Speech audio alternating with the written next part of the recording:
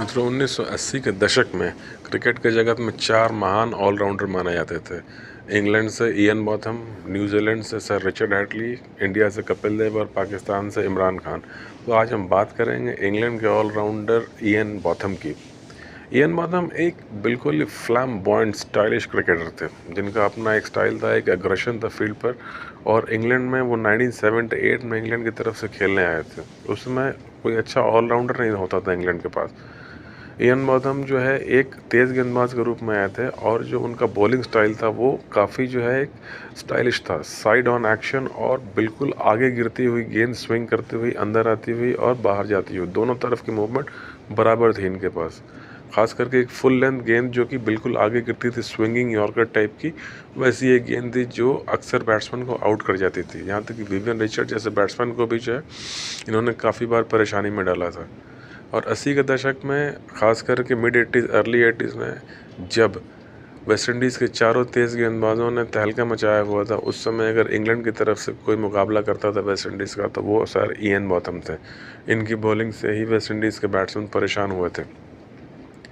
Ian Botham ने 102 test match खेल के 383 टेस्ट विकेट लिए हैं और 5200 कुछ रन बनाए हैं, जिसमें इनके 14 शतक और एक डबल सेंचुरी भी है, 208। उन चारों ऑलराउंडर में डबल सेंचुरी बनाने वाले ये अकेले बैट्समैन हैं और 14 सेंचुरी भी इन्हीं की अकेली है। फिर 8 सेंचुरी कपिल देव की है, लेकिन 14 सेंचुरी बनाने वाले ये अकेले बैट्समैन हैं। बैटिंग स्टाइल इनका बेहद ही एग्रेसिव था और ये स्ट्रेट ड्राइव में छक्के मारने के लिए जाने जाते थे, लॉन्ग ऑफ के ऊपर से या बिल्कुल कवर्स के ऊपर से कभी कभार। तो शुरू में इन्हें स्लॉगर कहा गया है कि ये स्लॉग हिटिंग करते हैं, लेकिन बाद में इन्होंने काफ़ी लंबी और एक पेशेंट वाली इनिंग भी खेली है बहुत बार। वनडे में इनका परफॉर्मेंस कंपैरेटिवली थोड़ा सा कम रहा है, लेकिन फिर भी इन्होंने 145 विकेट लिए हैं वनडे में, जबकि 116 वनडे मैच इन्होंने खेले थे। टेस्ट मैच की अगर हम बात करें तो एक इनिंग में 5 विकेट लेने का कारनामा इन्होंने 27 बार किया है और एक मैच में 10 विकेट लेने का कारनामा 4 बार किया है।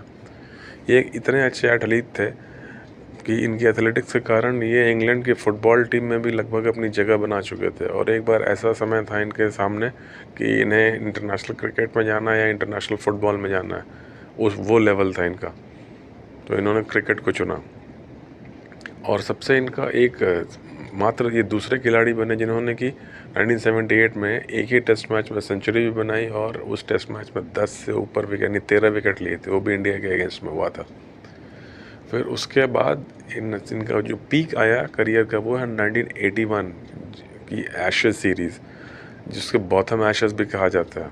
उसमें जो है इंग्लैंड के खिलाफ खेलते हुए ऑस्ट्रेलिया शुरू में एक टेस्ट मैच जीत के 5 टेस्ट मैच के सीरीज़ में 1-0 की लीड ले लेता है, लेकिन उसके बाद केवल बॉथम के इंडिविजुअल परफॉर्मेंस के कारण इंग्लैंड ने 3-1 से वो एशेज़ टेस्ट सीरीज़ जीती, जिसमें बॉथम ने पूरे सीरीज़ में 400 रन और 34 विकेट लिए थे।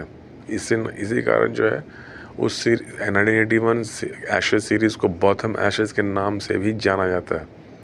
और फिर 1986 से लेकर 1988 के बीच में world highest test wicket taker का रिकॉर्ड इन्हीं के नाम पे रहा, जब इन्होंने डेनिस लिली का टेस्ट रिकॉर्ड तोड़ दिया था। सबसे ज़्यादा जो 355 टेस्ट विकेट थे डेनिस लिली के, उस रिकॉर्ड को उन्होंने जो है तोड़ा था और इन्होंने 373 टेस्ट विकेट लिए थे। और 86 से 88 अगस्त 86 से नवंबर 1988 तक लगभग 2.25 साल ये नंबर 1 टेस्ट विकेट लेने वाले बॉलर रहे और ये रिकॉर्ड इनके नाम पे रहा। इस बीच में इन्होंने क्रिकेट में 1-1.5 साल एक तरह से ब्रेक ले लिया था और ये एक चैरिटी मिशन में चारों तरफ घूम के फंड रेज कर रहे थे कैंसर के लिए। तो फिर उस दौरान रिचर्ड हैडली ने काफ़ी जो है विकेट लिया और वो इनके नज़दीक पहुंच गया। और फिर उसी 1-1.5 साल में जब इन्होंने क्रिकेट से ब्रेक ले रखा था, उसी दौरान रिचर्ड हैडली इनसे आगे निकल जाते हैं और वो नंबर 1 टेस्ट विकेट टेकर बन जाते हैं दुनिया के। वो ये बात है नवंबर 1988 की। फिर बॉथम के करियर में चूँकि इनका एक जो सेल्फ डिसिप्लिन है गेम के प्रति, वो कुछ मतलब ठीक नहीं था। काफ़ी कंट्रोवर्सीज़ में प्लेयर्स के साथ जो है झगड़ा या कभी अचानक बीच में क्रिकेट टूर छोड़ के कहीं चैरिटी पे चले जाना, घूमने चले जाना, इस रंग के इनकी जो है आदतें रही हैं, जिस कारण जो है जितना इनका करियर ज़बरदस्त शुरुआत रहा था, बाद में जो है वो करियर जल्दी ढलान पे आ गया। इमरान खान अपने एक किताब में लिखते हैं कि इयान बॉथम जैसा टैलेंट और इयान बॉथम जैसा टैलेंट, अपने टैलेंट को बर्बाद करने वाला प्लेयर मैंने नहीं देखा। इयान बॉथम ने अपने टैलेंट की कभी कदर नहीं की। इमरान खान कहते हैं कि बॉथम शुरू में जितनी जल्दी पीक कर गए थे, अपने परचम पे पहुंचे थे, अगर वो उसको डिसिप्लिन गेम पे फोकस रखते तो इनके रिकॉर्ड इससे बहुत ऊपर हो सकते थे। वो अपने आप से कंपैरिजन करते हुए कहते हैं कि मेरा करियर शुरू के 3-4 साल तक बहुत ही कमज़ोर रहा, बहुत ही ऑर्डिनरी परफॉर्मेंस रही मेरी, लेकिन मैंने करियर के एंड में जाके अच्छा परफॉर्म किया। जबकि बॉथम शुरू में ही अपने परचम पे पहुंच गया तो एंड में जाके धीरे धीरे डिक्लाइन कर गया। और वो उनके गेम में भी दिखता है। 1988-89 तक अगर आप उनके मैचेस देखेंगे तो लेट 80s में 89-90 तक उनकी टोन थोड़ी बाहर निकली हुई थी और जो है उनकी गेंदबाजी में वो धार पहले वाली नहीं थी। फिर भी 1992 में वो अंतिम बार इंटरनेशनल क्रिकेट खेलने आए वनडे में और उन्होंने जो है अच्छा परफॉर्म किया, इंग्लैंड को फाइनल तक लेके गए। इसके पहले वो 1983 का वर्ल्ड कप खेल चुके हैं और 1979 में इंग्लैंड की टीम में थे जब इंग्लैंड ने फाइनल खेला था। फिर अपना लास्ट वर्ल्ड कप 1992 में भी वो इंग्लैंड को फाइनल तक पहुंचाने में उनकी अहम भूमिका थी। उसमें 1992 वर्ल्ड कप में एक इंडिया इंग्लैंड का मैच था जिसमें कि बड़े आसानी से इंडिया जो है टारगेट चेज करती हुई जा रही थी और अब लग रहा था कि तेंदुलकर और काम्बली खेल रहे थे, इंडिया आसानी से मैच जीत जाएगी। लेकिन तभी इयान बॉथम आते हैं और अपने छोटे रनअप से 8-9 कदम के रनअप से उन्होंने एक ओवर किया जिसमें कि उन्होंने विनोद काम्बली और सचिन तेंदुलकर दोनों को आउट कर दिया। काम्बली के सीधे मिडिल स्टंप पर फुल लेंथ बॉल गिरी जिसे काम्बली लेग साइड में खेलते हैं और शॉर्ट मिड विकेट पर कैच आउट हो जाते हैं।